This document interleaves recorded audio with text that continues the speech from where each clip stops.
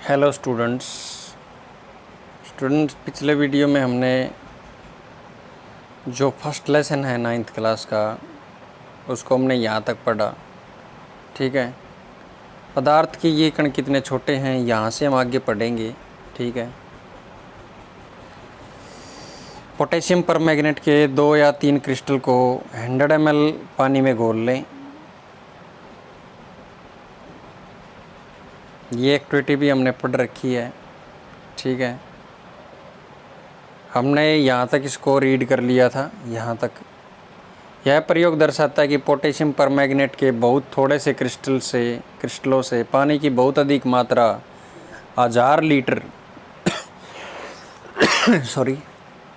भी रंगीन हो जाती है। इससे हमें ये निष्कर्ष निकाल सकते हैं कि पोटेशियम परमैंगनेट के केवल एक क्रिस्टल में कई सूक्ष्म कण होते हैं। ये कण छोटे छोटे कणों में विभाजित होते रहते हैं। अंततः एक स्थिति में ये कण छोटे भागों में विभाजित नहीं किए जा सकते। पोटेशियम परमैंगनेट की जगह 2 मिलीलीटर डेटॉल से भी हम ये क्रियाकलाप कर सकते हैं। लगातार तनुकृत होने पर भी उसकी महक हमें मिलती रहती है। तनुकरण का मतलब होता है कि आप प्योर चीज़ में थोड़ी सी जल की मात्रा मिलाओ, ठीक है, तो वो तनुकृत हो जाता है। जितना ज़्यादा जल आप मिलाओगे उस चीज़ के अंदर वो उतना ही ज़्यादा तनुकृत हो जाएगा। ठीक है,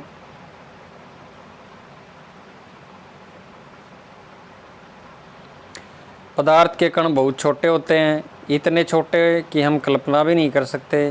ठीक है, पदार्थ के कण बहुत छोटे होने के कारण हम इनको नंगी आँखों से नहीं देख पाते। These particles are very very small. इनका जो साइज होता है 10⁻⁹ मीटर का होता है। 1 नैनोमीटर में इसको कह सकते हैं। 1 नैनोमीटर होता है ये, 1 नैनोमीटर। ठीक है, तो 1 नैनोमीटर का साइज है इनका। पदार्थ के कणों के अभिलाक्षणिक गुण, तो अब हम इनके अभिलाक्षणिक गुणों को पढ़ेंगे। पदार्थों के कणों के बीच रिक्त स्थान होता है। क्रियाकलाप 1.1 व 1.2 में नमक, शर्करा, डेटॉल या पोटेशियम परमैंगनेट के कण समान रूप से पानी में वितरित हो गए। इस प्रकार जब हम चाय, कॉफ़ी, नींबू पानी बनाते हैं तो एक पदार्थ के कण दूसरे पदार्थ के कणों के रिक्त स्थानों में समावेशित हो जाते हैं। यह दर्शाता है कि पदार्थ के कणों के बीच पर्याप्त रिक्त स्थान होता है। ठीक है, जब हम एक चीज टाइप की जो पार्टिकल हैं, पदार्थ हैं, दूसरे टाइप के पदार्थ में समाहित करते हैं, मिलाते हैं, तो वो कण जो हैं उसके पहले टाइप के कणों के बीच में दूसरे टाइप के कण जो हैं पूरी तरह घुल मिल जाते हैं और हमें दिखाई नहीं पड़ते। हम अंतर भी नहीं कर सकते कि वो कण कहाँ चले गए। ठीक है, इससे यही सिद्ध होता है कि एक टाइप के जो कण हैं उनके बीच में बहुत जगह है जिसमें दूसरे टाइप के कण जो हैं वो फंस जाते हैं। ठीक है, पदार्थ के कण निरंतर गतिशील होते हैं। जो पदार्थ के कण हैं वो लगातार गतिमान अवस्था में होते हैं। इसके लिए हम क्रियाकलाप 1.3 पढ़ेंगे। अपनी कक्षा के किसी कोने में एक बुझी हुई अगरबत्ती रख दें। बुझी हुई अगरबत्ती जिसको आपने तेली नहीं लगाई है, उसकी सुगंध लेने के लिए आपको इसके कितने समीप जाना पड़ता है। अगर अगरबत्ती जला दें, अब अगरबत्ती जला दें, क्या होता है, क्या दूर से ही इसकी सुगंध आपको मिलती है। पहले केस में आप देखो कि जब अगरबत्ती को हम नहीं जलाते तो इसकी सुगंध कहाँ तक आप सूंघ सकते हो, कहाँ तक इसकी सुगंध ले सकते हो। और जब आपने इसको जला दिया, ठीक है, माचिस का प्रयोग करके, तब आप सुगंध कहाँ तक ले सकते हो।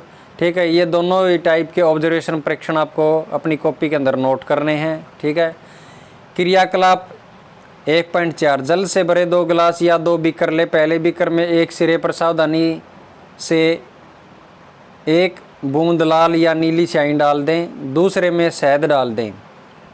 2 बीकर लेने हैं आपने। अब क्या करना है, 2 बीकर लेने हैं। एक बीकर के अंदर आप क्या करोगे,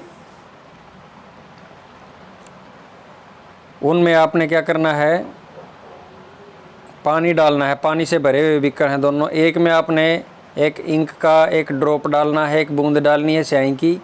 दूसरे में आपने क्या करना है, एक शहद की बूंद डालनी है इसके अंदर। ठीक है, और आपको घर में या कक्षा के किसी कमरे में दोनों को मुक्त अवस्था में रख देना है, डिस्टर्ब नहीं करना है। ठीक है। चाय की बूंद डालने के तुरंत बाद आपने क्या देखा? आप देखेंगे कि जो चाय की बूंद है वो डालते ही पूरे पानी के अंदर अपने आप जो है समान रूप से फैल जाती है। ठीक है। जबकि जो शहद की बूंद डालने के तुरंत बाद आपने क्या देखा? तो चाय की बूंद जो है पूरे जल में एक समान रूप से फैलने के कितने दिन या घंटे लगते हैं, और शहद जो है उसको कितने दिन या घंटे लगते हैं, ये परीक्षण भी आप अपनी कॉपी में नोट करोगे। ठीक है। क्रियाकलाप 1.4 1.5 एक गिलास गर्म पानी से और दूसरे ठंडे पानी से भरे गिलास में कॉपर सल्फेट और पोटेशियम परमैंगनेट का एक क्रिस्टल डालें और एक और रख दें, हिलाएं नहीं। तो आपने क्या करना है, 2 गिलास लेने हैं, एक गिलास में आपने गर्म पानी लेना है, दूसरे में ठंडा पानी लेना है। आपने दोनों ग्लासेस के अंदर कॉपर सल्फेट या पोटेशियम परमैंगनेट, कॉपर सल्फेट होता है नीला थोथा, जिसका फॉर्मूला क्या होता है CuSO4। क्या होता है CuSO4 कॉपर सल्फेट। और पोटेशियम परमैंगनेट लाल दवाई होती है जिसका फॉर्मूला आपको पहले भी बताया था KMNO4। क्रिस्टल को सतह पर बैठने दें। गिलास में ठोस क्रिस्टल के ऊपर क्या दिखाई देता है? समय बीतने पर क्या होता है? इससे ठोस और द्रव के कणों के बारे में क्या पता चलता है? क्या तापमान के साथ मिश्रित होने की दर बदलती है और क्यों और कैसे? अगर बदलती भी है तो क्यों बदलती है और कैसे बदलती है? ठीक है। तो यह आपने देखना है। उपरोक्त तीनों क्रियाकलापों 1.3, 1.4, 1.5 से हमें निम्नलिखित निष्कर्ष निकाल सकते हैं। क्या निष्कर्ष निकालेंगे? पदार्थ के कण निरंतर गतिशील होते हैं, अर्थात उनमें गतिज ऊर्जा होती है। जो हमने अगरबत्ती का एग्जाम्पल लिया था, ठीक है, उसमें हमने क्या देखा?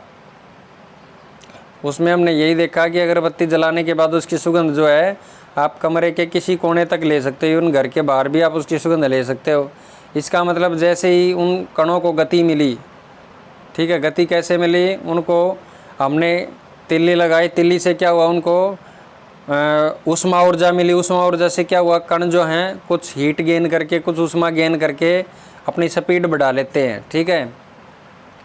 इससे वो निरंतर गतिशील हो जाते हैं और दूर दूर तक चले जाते हैं, जिसके परिणाम स्वरूप आपको अगरबत्ती की जो गंध है वो बहुत दूर तक देखने को मिलती है। जो काइनेटिक एनर्जी होती है, जो गतिज ऊर्जा होती है, उसका फॉर्मूला क्या होता है? 1/2 mv²। 1/2 mv²।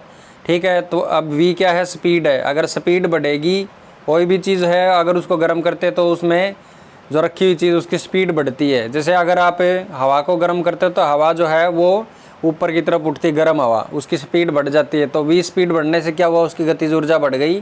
ठीक है। और वो दूर तक चली जाती है वो चीज़।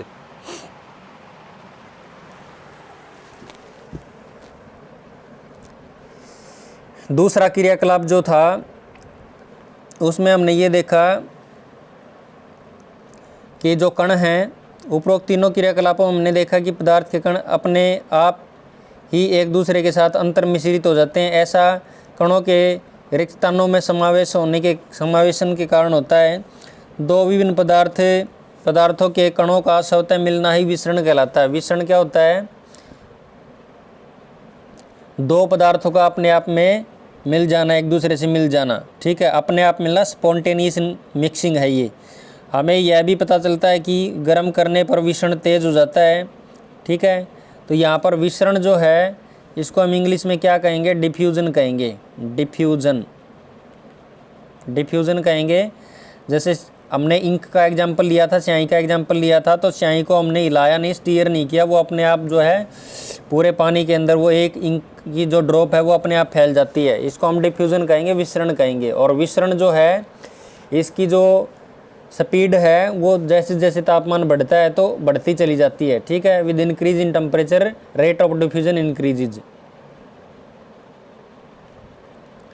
पदार्थ के कण एक दूसरे को आकर्षित करते हैं। अब इस क्रियाकलाप 6 में हम पढ़ेंगे, जो ऊपर हमने हेडिंग डाली है, हेडिंग पढ़ी है, इसको हम इस क्रियाकलाप की हेल्प से समझेंगे। ठीक है, इस क्रियाकलाप 1.6, इस खेल को एक मैदान में खेल लें। आगे बताए गए ढंग से 4 समूह बनाएं, मानव श्रृंखला बनाएं। पहला समूह ईद मिस्मी नर्तकों की तरह एक दूसरे को पीछे से कसकर पकड़ ले। ठीक है, आप भी कर सकते हैं जैसे चित्र में दिखाया गया है यहाँ पे। ठीक है, इस तरह से एक दूसरे को पकड़ लेना है। दूसरा समूह एक दूसरे को का हाथ पकड़कर मानव श्रृंखला बना ले। तीसरा समूह केवल उंगली से के सिरे को छूकर एक श्रृंखला बना ले। ठीक है, यानी एक तो बिल्कुल सट के खड़ा हो जाए इस तरीके से, एक बिल्कुल नज़दीक।